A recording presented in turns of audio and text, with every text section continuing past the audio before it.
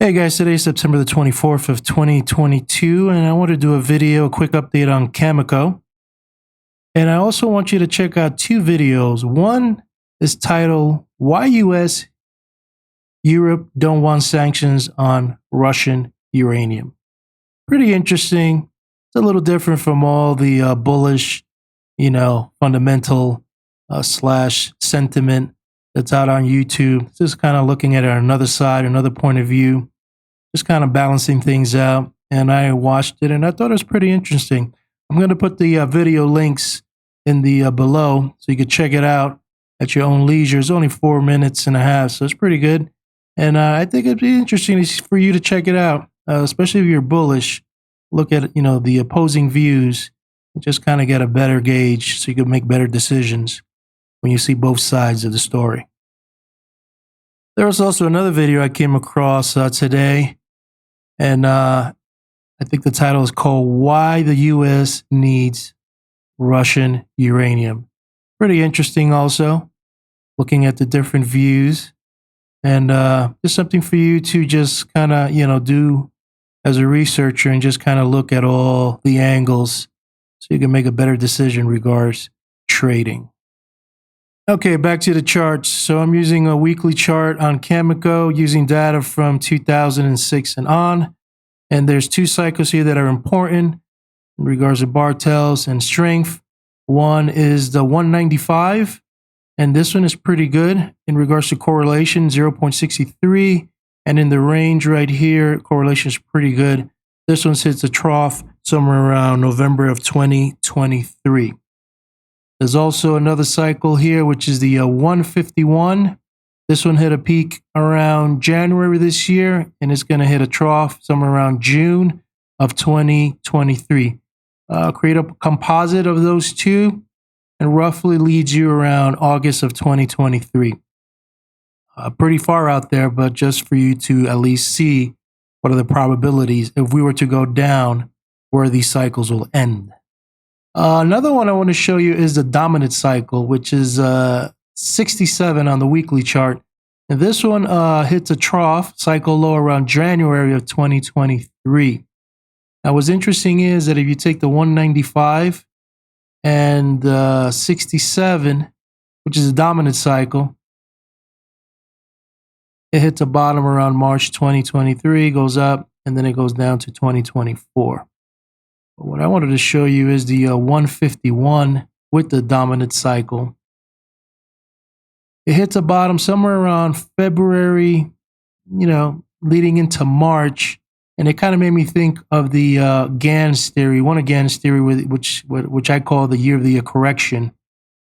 This kind of really lines up using the weekly cycle. Is this going to happen? No, we don't know, because this all remains to be seen. But using cycles and a couple of Gann's techniques, this is as close as you could get to the using the cycle and the year of correction technique that kind of lines up using these mathematical cycles, 67 and 151.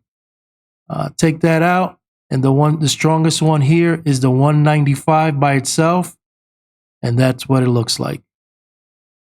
Okay, so this is the daily chart, and we're using data from October of 2017 all the way to current prices.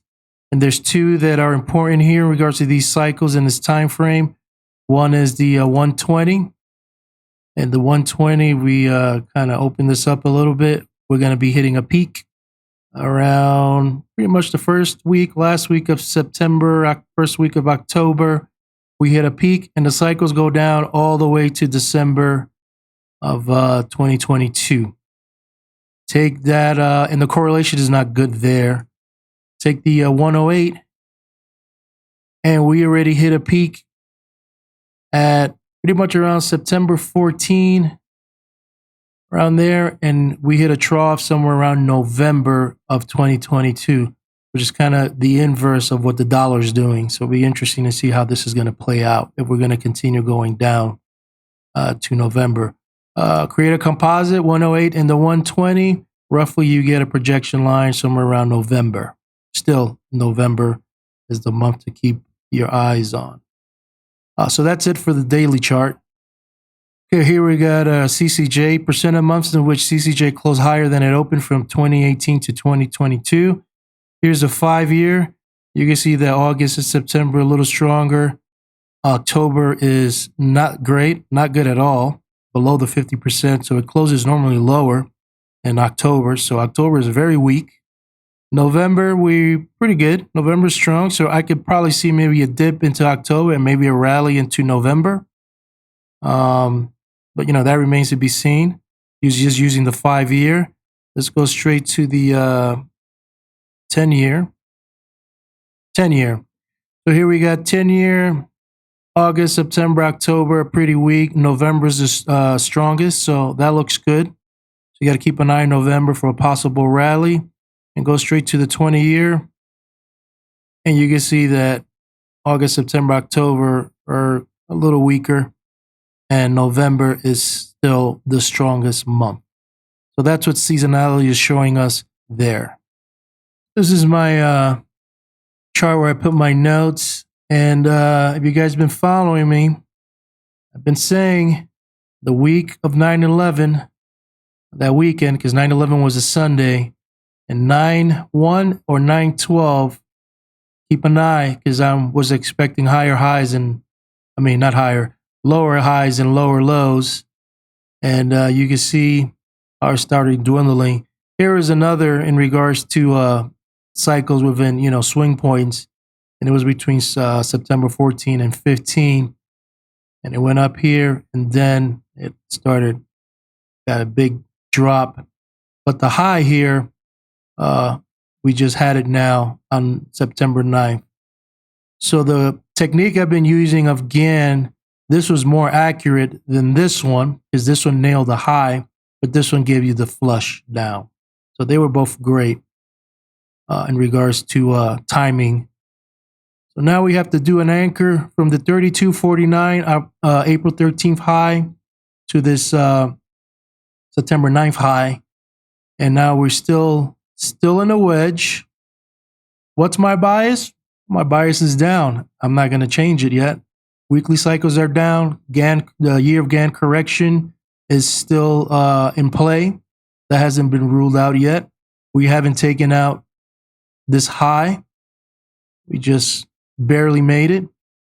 Flushed lower. Maybe we could fill in the gap that is somewhere down here.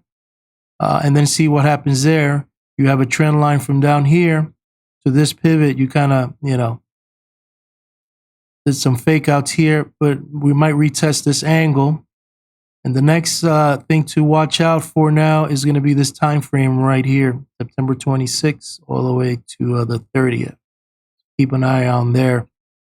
But there's negative price action. We'll see how next week what happens. But so far, it's not looking good. Okay, so this is my Elliott wave chart. We can see that we did a wave 4. January the 28th, wave 5 as of now is 413, 32.49. And looks like an ABC, A, B, and now a C. And this hasn't been resolved yet. So it's pretty much sideways price action. Not taking out the highs, kind of holding 20 and just see what's going on here. This green line is the seasonality chart. And it's showing that we hit a peak on 9/16. It should go down somewhere around October the 5th. Keep an eye on that. Using our Stokes, you can see that this black line was just showing that it's going to be a possible turning point. We had it right here, and now it's negative. MACD has just crossed over on the 15th, and now it's negative. The good thing here, we minimize this, is that it's finding support at the 100 and the 200, but it's below the 50 and the 20 SMA. Level of support would be this 25, and if not, there's some key levels here. This area right here is going to be your possible target.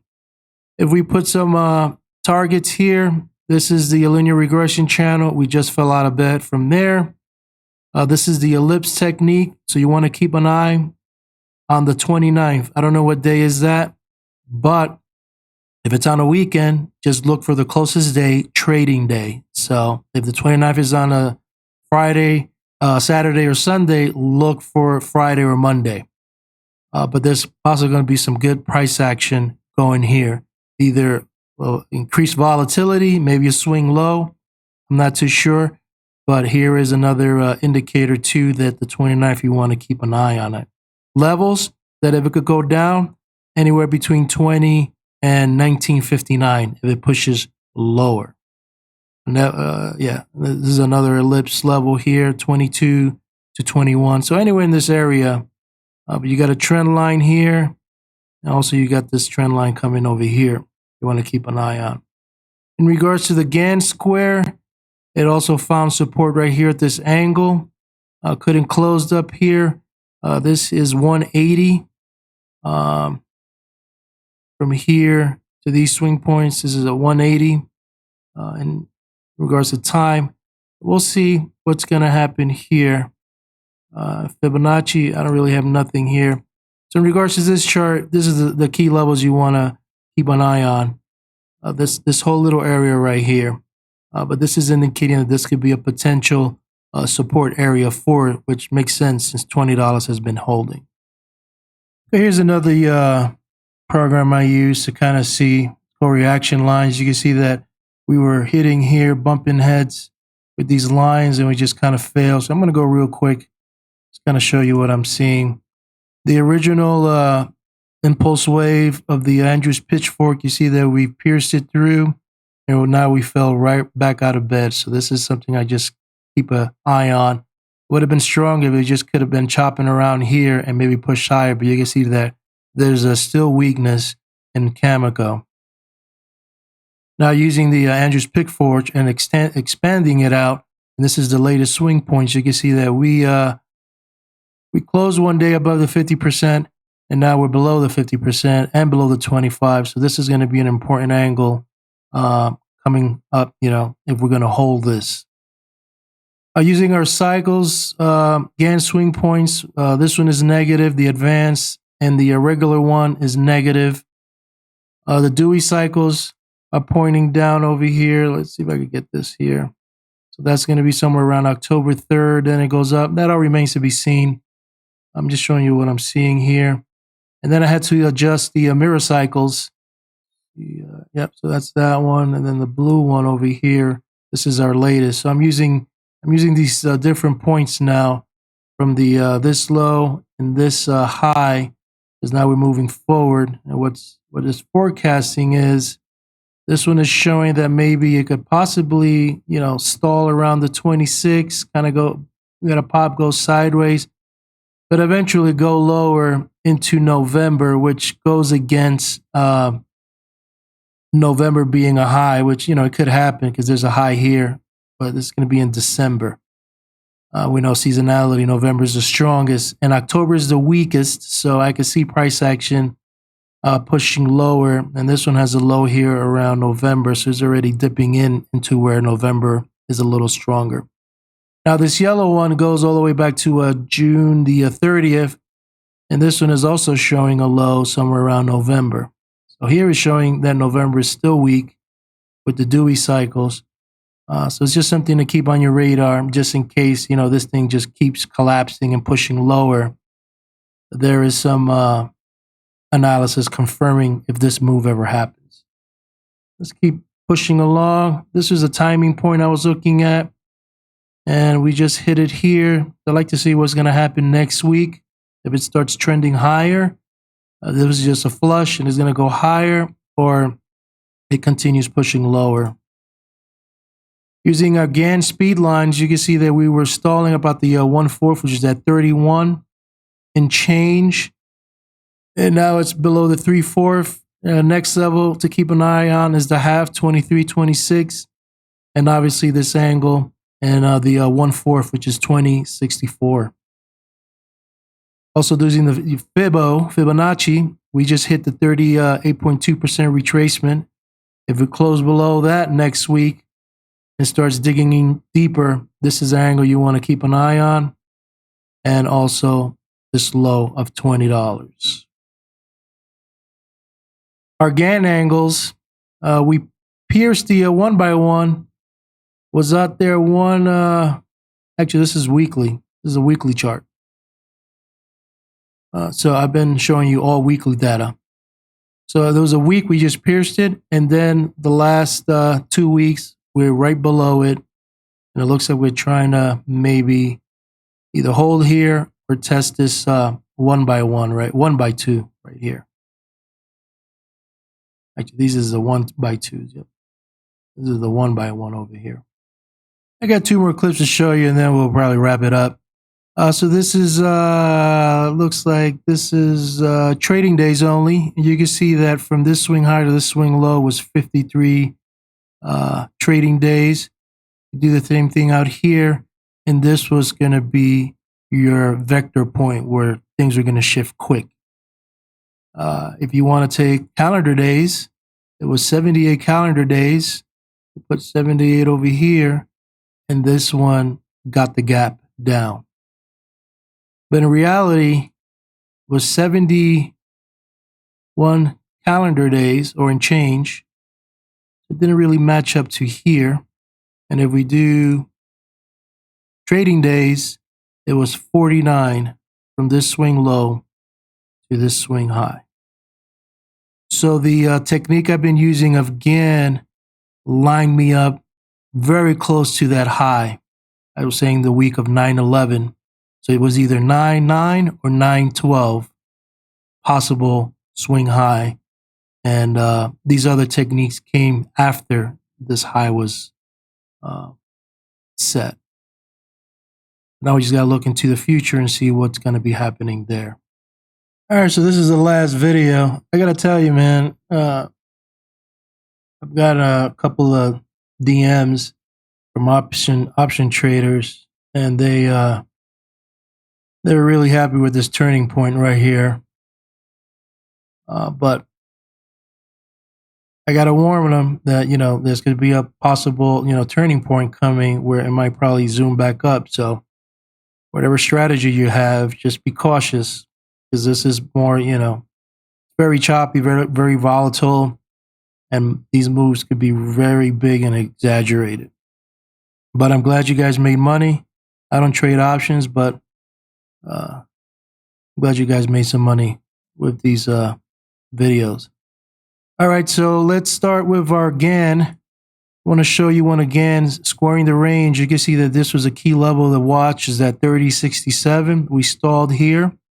You can see that right now we're trying to battle, especially this angle right here, and trying to hold maybe this 24.34, and then back to 22.25. Using the weekly bar, you can see that the last 2 weeks have been negative. Using the monthly bar, now we're negative, and we're already kind of hovering around the open, which was 25.36 of last month's monthly candle. Is anything else? Fibonacci levels. I guess from different swing points, but I'm not going to show you from where. Just believe me what I tell you. The 50% was at 28.85, and we were chopping around to hold it, and now we're below it. Next level will be the 61.8, which is at 22.44. Keep an eye on that. Next fib level from a different swing point was 30.65, the 50% center of gravity, and also we're now holding at the 38.2%, which is at 24.67. And right there, you know that the 100 and the 200 simple moving average is there. Last Fibo, and this I could tell is from the March 18, 2020 swing low to now. We're below the 23.6%. And the next level will be 2210, 38.2%. And the 50% will be that 1890 level, which will be right down there if we ever get to crack that level. I think that's it for this chart. In regards to seasonality, there's a lot to show here, so we're going to go, one step at a time. Let's zoom in here. So right now, the decimal is showing for a swing low somewhere around the last week, first week, October, November. Then it goes up, then it goes down. It kind of fluctuates back and forth. And the fast annual and the mid annual are showing kind of the same. This blue line is the annual. It's kind of showing the same pretty much in this time frame. So this is what it's been forecasting. You take all these out, or actually just take these out and leave the annual and the decimal in there. One against technique using the 10-year average price range, it goes all the way to November, which goes in the face of November being a strong month with our seasonality. So that's the 10-year. I also use the 20-year, and the 20-year shows a low somewhere around September the 25th. First the 25th towards the end of September. So could there be a rally going into November? Seasonality is confirming it. But we know that October is the weakest out of all of them. So there's a lot of moving parts, a lot of things to digest. You just have to get a trading plan, trading strategy, and know that on top of that, the weekly cycles are down and so forth. So I'll leave you with that. I'm not going to go over too much. I just want to kind of give you a little cluster of things that I've been seeing. But we nailed it right here. Now the question is, are we going to test 20 again and then rally? That all remains to be seen. Just leaving you food for thought. Whatever you do, just put your stops in there. I got stopped out here and missed this whole rally, but look at that. Now it came back down. So hopefully if you were long, you locked in some profits right here. I know a lot of the option traders did, and I think a lot of them now are short. So you have to be very on top of this market of all the news and all that stuff that's going on. I'm going to sign out. I'm going to enjoy South Africa. And I think this is my last video for today, but I wanted to give you posted on Cameco. And maybe I'll do some maybe in the next couple of days before I leave. I'll keep you posted on my thoughts on Cameco. Have a great weekend, and see you again.